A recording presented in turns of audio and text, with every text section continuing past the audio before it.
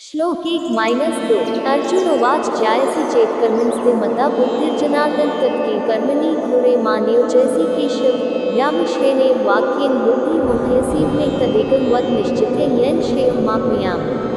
अर्जुन ने कहा, हे जनार्दन, यदि आप बुद्धि को कर्म से श्रेष्ठ मानते हैं तब फिर आप मुझे इस भीषण युद्ध में भाग लेने के लिए क्यों कहते हो?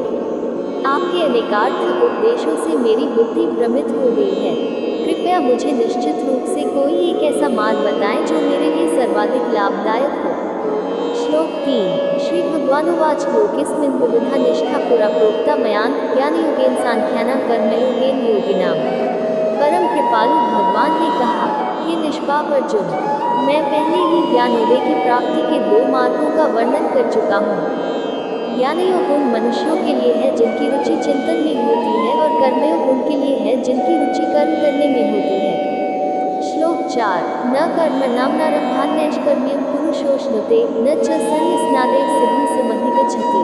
न तो कोई केवल कर्म से विमुख रहकर कमलफल से मुक्ति पा सकता है और न केवल शारीरिक संन्यास लेकर ज्ञान में सिद्धावस्था प्राप्त कर सकता है।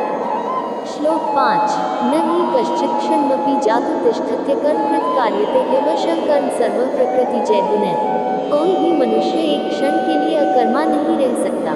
वास्तव में सभी प्राणी प्रकृति द्वारा उत्पन्न 3 गुणों के अनुसार कर्म करने के लिए विवश होते हैं।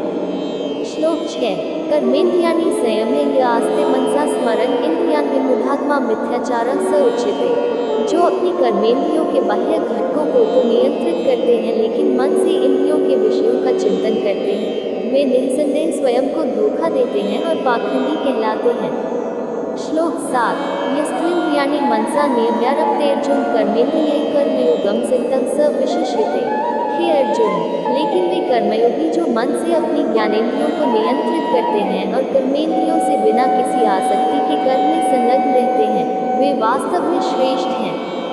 श्लोक 8 नियतं कुरु कर्म त्वं कर्म ज्यायो कर्मणः शरीरयात्रापि च ते न प्रसिद्धयेत् कर्मणः। इसलिए तुम्हें निर्धारित वैदिक कर्म करने चाहिए क्योंकि निष्क्रिय रहने से कर्म करना श्रेष्ठ है।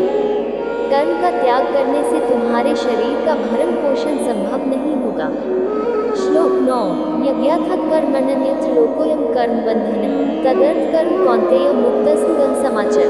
परमात्मा के लिए यज्ञ के रूप में कर्मों का निष्पादन करना चाहिए, अन्यथा कर्म इस भौतिक संसार में बंधन का कारण बनेंगे। इसलिए हे कुंती पुत्र, भगवान के सुख के लिए और फल की आसक्ति के बिना अपने नियत कर्म करो। श्लोक 10 सह यज्ञा प्रजाः सृष्ट्वा पुरोवाच प्रजापतेः अनेन प्रस्पृश्यत्वमेष्वोत्कृष्टकामः। सृष्टि के आरंभ में ब्रह्मा ने मानव जाति को उनके नियत कर्तव्यों सहित जन्म दिया और कहा, इन यज्ञों का धूमधाम से अनुष्ठान करने पर तुम्हें सुख समृद्धि प्राप्त होगी और इनसे तुम्हें सभी वांछित वस्तुएं प्राप्त होंगी। श्लोक 11 देवान् भावयतानेते देवा भावयन्तु वः परस्पर भावयन्तः श्रेयः परं वाप्स्यत्। तुम्हारे द्वारा संपन्न किए गए यज्ञों से देवता प्रसन्न होंगे और मनुष्यों और देवताओं के मध्य सहयोग के परिणामस्वरूप सभी को सुख समृद्धि प्राप्त होगी। श्लोक 12 इष्टान् भोगान् वो देवा दास्यन्ते यज्ञ भाविताः तैर्दतान् प्रदायैः यो भूतस्तेनैव सह। तुम्हारे द्वारा संपन्न यज्ञों से प्रसन्न होकर देवता जीवन निर्वाह के लिए वांछित आवश्यक वस्तुएं प्रदान करेंगे, किंतु जो प्राप्त उपहारों को उनको अर्पित किए बिना भोगते हैं, वे वास्तव में चोर हैं। श्लोक 13 यज्ञशिष्टाशिनः सन्तो मुच्यन्ते सर्वकिल विषयः युज्यते त्वघ् पापा ये पचन्त्यात् कारणात्। आध्यात्मिक मनोवृत्ति वाले जो भक्त पहले यज्ञ में अर्पित करने के पश्चात भोजन ग्रहण करते हैं, वे सभी प्रकार के पापों से मुक्त हो जाते हैं, किंतु जो अपनी इंद्रिय तृप्ति के लिए भोजन बनाते हैं, वे वास्तव में पाप अर्जित करते हैं। श्लोक 14 अन्नात् भवन्ति भूतानि पर्जन्यादन्नसम्भवः विद्यात् भवति पर्जन्यो यज्ञः कर्मसमुद्भवः। सभी लोग अन्न पर निर्भर हैं और अन्न वर्षा से उत्पन्न होता है। वर्षा यज्ञ का अनुष्ठान करने से होती है और यज्ञ निर्धारित कर्मों का पालन करने से संपन्न होता है। श्लोक 15 कर्मरयोद्भव विद्धि ब्रह्माक्षरसमुद्भवम् तस्मात् सर्वगतं ब्रह्म नित्यं यज्ञे प्रतिष्ठितम्। वेदों में सभी जीवों के लिए कर्म निश्चित किए गए हैं और वेद परब्रह्म भगवान से प्रकट हुए हैं। परिणामस्वरूप सर्व सर्वव्यापक भगवान सभी यज्ञ कर्मों में नित्य व्याप्त रहते हैं। श्लोक 16 एवं प्रवर्तित चक्रम नानुवर्तयति यः अघायुरिन्द्रियारामो मोघ पार्थ स जीवति। हे पार्थ, जो मनुष्य वेदों द्वारा स्थापित यज्ञ कर्म के चक्र का पालन करने के अपने दायित्व का निर्वहन नहीं करते, वे पाप अर्जित करते हैं। वे केवल अपनी इंद्रियों की तृप्ति के लिए जीवित रहते हैं। वास्तव में उनका जीवन व्यर्थ ही है। श्लोक 17 यस्मात्परतिरेव स्यादात्मतृप्तश्च मानवः आत्मनेव च सन्तुष्टस्तस्य कार्यं न विद्यते। लेकिन जो मनुष्य आत्मानंद में स्थित रहते हैं तथा जो प्रबुद्ध और पूर्णतया आत्मसंतुष्ट होते हैं, उनके लिए कोई नियत कर्तव्य नहीं होता। श्लोक 18 नैतस्य कृतिनार्थो नाकृतेने कश्चित् न चास्य सर्वभूतेषु कश्चिदथ विपाश्रयः। ऐसी आत्मलीन आत्माओं को अपने कर्तव्य का पालन करने या उनसे विमुख होने से कुछ पाना या खोना नहीं होता और न ही उन्हें अपनी निजी आवश्यकताओं की पूर्ति के लिए अन्य जीवों पर निर्भर रहने की आवश्यकता होती है। श्लोक 19 तस्मात्स्तः सततं कार्यं कर्म समाचर असक्तोऽप्याचरन् कर्म परमानोति पुरुषः।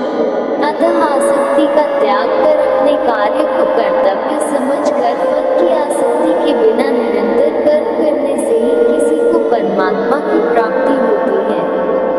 श्लोक 20-21 कर्मण्येति संसन्नमास्थिता जन्मादयः लोकसंग्रहेऽपि सर्वस्यं कर्तुमर्हसि यद्यदचरति श्रेष्ठस्तत्तदेवेतरो जनः स यत्प्रमाणं कुरुते लोकस्तत्प्रवृत्ते। राजा जनक और अन्य महापुरुषों ने अपने नियत कर्मों का पालन करते हुए सिद्धि प्राप्त की थी, इसलिए तुम्हें भी अपने कर्तव्यों का निर्वहन करते हुए समाज के कल्याण के लिए अनुकरणीय उदाहरण प्रस्तुत करना चाहिए। महापुरुष जो भी कर्म करते हैं, सामान्य जन उनका पालन करते हैं। वे जो भी आदर्श स्थापित करते हैं, सारा संसार उनका अनुसरण करता है। श्लोक 22 न मे पार्थास्ति कर्तव्यं त्रिषु लोकेषु किंचित् नान्वाप्तव्यं वर्तयेत् च कर्मणि। हे पार्थ, समस्त तीनों लोकों में मेरे लिए कोई कर्म निश्चित नहीं है। नहीं मुझे किसी पदार्थ का अभाव है और न ही मुझ में कुछ पाने की अपेक्षा है, तो भी मैं निश्चित कर्म करता हूँ। श्लोक 23 यदि यह न वर्तेयं जातो कर्मण्येतत् कृतः मानुवर्तन्ते मनुष्याः पार्थ सर्वशः। यदि मैं सावधानी पूर्वक नियत कर्म नहीं करता तो हे पार्थ, सभी लोगों ने निश्चित रूप से सभी प्रकार से मेरे मार्ग का ही अनुसरण किया होता। श्लोक 24 उत्सीदेह मे लोका न कुर्या कर्म चेदहं संगकरस्य च कर्ता स्यामि वहन्यामि मा प्रजा। यदि मैं अपने निर्धारित कर्म नहीं करता तब ये सभी लोग नष्ट हो जाते और मैं संसार में उत्पन्न होने वाली अराजकता के लिए उत्तरदायी होता और इस प्रकार से मानव जाति की शांति का विनाश करने वाला कहलाता। श्लोक 25 सक्ताः कर्मण्य विद्वांसो यथा कुर्वन्ति भारत कुर्यात् विद्वांस्तथा सत्यश्चिकीर्षुः संग्रहम्। हे भरतवंशी, जैसे अज्ञानी लोग फल की आसक्ति की कामना से कर्म करते हैं, उसी प्रकार बुद्धिमान मनुष्यों को लोगों को उचित मार्ग की ओर चलने के लिए प्रेरित करने हेतु अनासक्त रहकर कर्म करना चाहिए। श्लोक 26 न बुद्धि भेदं जनयति ज्ञानं कर्मस्ति नाम जोषयेत् सर्वकर्माणि विद्वानयुक्तः समाचरन्। ज्ञानवान मनुष्यों को चाहिए कि वे अज्ञानी लोगों को जिनकी आसक्ति सकाम कर्म करने में रहती है, उन्हें कर्म करने से रोककर उनकी बुद्धि में मतभेद उत्पन्न न करें, अपितु स्वयं ज्ञानयुक्त होकर अपने कार्य करते हुए उन अज्ञानी लोगों को भी अपने नियत कर्म करने के लिए प्रेरित करना चाहिए। श्लोक 27 प्रकृते क्रियमाणानि गुणैः कर्माणि सर्वेषां अहंकारविमूढात्मा कर्ताहमिति मन्यते। जीवात्मा देह के मिथ्या ज्ञान के कारण स्वयं को अपने सभी कर्मों का कर्ता समझती है। यद्यपि विश्व के सभी कार्य प्रकृति के 3 गुणों के अंतर्गत संपन्न होते हैं, लेकिन अहंकारवश। श्लोक 28। तत्त्ववित्तु महाबाहो गुणकर्म विभागयोः गुणा गुणेषु वर्तन्ते मत्वा न सज्जते। हे महाबाहो अर्जुन, तत्वज्ञानी आत्मा की पहचान गुणों और कर्मों से भिन्न करते हैं। वे समझते हैं कि इंद्रिय, मन आदि के रूप में केवल गुण ही हैं जो प्रिय विषयों गुणेषु में संचालित होते हैं और इसलिए वे उनमें नहीं फंसते। श्लोक 29। प्रकृतिर्गुण समूढ़ाः सज्जन्ते गुणकर्मसु तान् कृत्स्नविदो मन्दान् कृत्स्नविन् विचाल्येत। वे मनुष्य जो प्रकृति के गुणों के प्रभाव से मोहित होकर फल प्राप्ति की कामना के साथ अपने कर्म करते हैं, लेकिन बुद्धिमान पुरुष जो इस परम सत्य को जानते हैं, उन्हें ऐसे अज्ञानी लोगों को विचलित नहीं करना चाहिए जिनका ज्ञान अल्प होता है। श्लोक 30।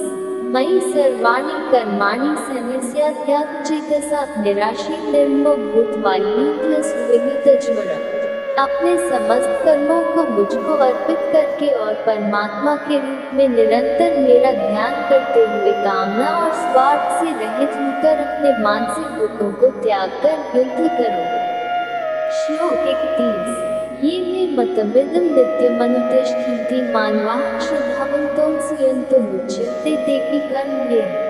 जो मनुष्य अगाध श्रद्धा के साथ मेरे इन उपदेशों का अनुपालन करते हैं और दोष दृष्टि से परे रहते हैं, वे कर्म के बंधनों से मुक्त हो जाते हैं। श्लोक 32। ये त्वेतदप्यसूयन्तो नानुतिष्ठन्ति मे मतः सर्वज्ञानविमूढास्तान् विद्धि नष्टान् चेतसः। किंतु जो मेरे उपदेशों में दोष ढूंढते हैं, वे ज्ञान से वंचित और विवेकहीन होते हैं। इन सिद्धांतों की उपेक्षा करने से वे अपने विनाश का कारण बनते हैं। श्लोक 33। सदृश्चेष्टे स्वस्याः प्रकृतेर्ज्ञानवान् प्रकृति यान्ति भूतानि निग्रहः किं करिष्यति। बुद्धिमान लोग भी अपनी प्रकृति के अनुसार कार्य करते हैं, क्योंकि सभी जीव अपनी स्वाभाविक प्रवृत्ति से प्रेरित होते हैं। किसी को दमन से क्या प्राप्त हो सकता है। श्लोक 34। इन्द्रियस्येन्द्रियस्यार्थे रागद्वेषो व्यवस्थितः तयोर्वशमागच्छेत् ह्यस्य परिपन्थिनः। इंद्रियों का इंद्रिय विषयों के साथ स्वाभाविक रूप से राग और द्वेष होता है, किंतु मनुष्य को इनके वशीभूत नहीं होना चाहिए, क्योंकि ये आत्मकल्याण के मार्ग के अवरोधक और शत्रु हैं। श्लोक 35। श्रेयान् स्वधर्मो विगुणः परधर्मात् स्वनुष्ठितात् स्वधर्मे निधनं श्रेयः परधर्मो भयावहः। अपने नियत कार्यों को दोष युक्त संपन्न करना अन्य के निश्चित कार्यों को समुचित ढंग से करने से कहीं अधिक श्रेष्ठ होता है। वास्तव में अपने कर्तव्य का पालन करते हुए मरना दूसरों के जोखिम से युक्त भयावह मार्ग का अनुसरण करने से श्रेयस्कर होता है। श्लोक 36। अर्जुन उवाच अत्किं प्रयुक्तो पापं चरति पुरुषः अनिच्छन्नपि वार्ष्णेय बलादेव नियोजितः। अर्जुन ने कहा, हे वृषणवंशी श्री कृष्ण, इच्छा न होते हुए भी मनुष्य पापजन्य कर्मों की ओर क्यों प्रवृत्त होता है। ऐसा प्रतीत होता है कि उसे बलपूर्वक पाप कर्मों में लगाया जाता है। श्लोक 37। श्री भगवान उवाच कामश क्रोधश रजोगुणस्तोद्भवः महाशनो महापाप्मा वृद्धि वैरिणम्। परमात्मा श्री कृष्ण कहते हैं, अकेली काम वासना जो रजोगुण के संपर्क में आने से उत्पन्न होती है और बाद में क्रोध का रूप धारण कर लेती है, इसे पाप के रूप में संसार का सर्वभक्षी शत्रु समझो। श्लोक 38। भूमिनाव्यते वह्निर्यथा दर्शो मलेच्च यथोर्विनावृतो गर्भस्तथा तेनेवमावृतम्। जैसे अग्नि धुएं से ढकी रहती है, दर्पण धूल से आवृत रहता है तथा भूगर्भाशय से अप्रकट रहता है, उसी प्रकार से कामनाओं के कारण मनुष्य के ज्ञान पर आवरण पड़ा रहता है। श्लोक 39। आवृत ज्ञान में तेन ज्ञानिनो नित्य वैरिणा कामरूपेण कौन्तेय दुष्पूरिणानिलेन च। हे कुंती पुत्र, इस प्रकार ज्ञानी पुरुष का ज्ञान भी अतिरिक्त कामना रूपी नित्य शत्रु से आच्छादित रहता है, जो कभी संतुष्ट नहीं होता और अग्नि के समान जलता रहता है। श्लोक 40। इंद्रियाणि मनोबुद्धिरस्याधिष्ठानमुच्यते एतद्विमोहयति ज्ञानमावृत्य देहिनम्। इंद्रिय, मन और बुद्धि को कामना की प्रजनन भूमि कहा जाता है, जिनके द्वारा यह मनुष्य के ज्ञान को आच्छादित कर लेती है और देहधारियों को मोहित करती है। श्लोक 41। तस्मात्त्वमिन्द्रियाण्यादौ नियम्य भरतर्षभ पापमान प्रजहि ये ज्ञान विज्ञान नाशनम्। इसलिए हे भरतवंशियों में श्रेष्ठ, प्रारंभ से ही इन इंद्रियों को नियंत्रण में रखकर कामना रूपी शत्रु का वध कर डालो, जो पाप का मूर्ति रूप तथा ज्ञान और आत्मबोध का विनाशक है। श्लोक 42। इंद्रियाणि पराण्याहुरिन्द्रियेभ्यः परमनः मनसस्तु परा बुद्धिर्यो बुद्धेः परतस्तु सः। इंद्रियां स्थूल शरीर से श्रेष्ठ हैं और इंद्रियों से उत्तम मन से श्रेष्ठ बुद्धि और आत्मा बुद्धि से भी परे। श्लोक 43। एवं बुद्धा पर बुद्ध्वा संस्तभ्यात्मानमात्मना जहि शत्रु महाबाहो कामरूप पुरासत्। इस प्रकार हे महाबाहो, आत्मा को लौकिक बुद्धि से श्रेष्ठ जानकर अपनी इंद्रिय, मन और बुद्धि पर संयम रखो और आत्मज्ञान द्वारा कामरूपी दुर्जय शत्रु का दर्द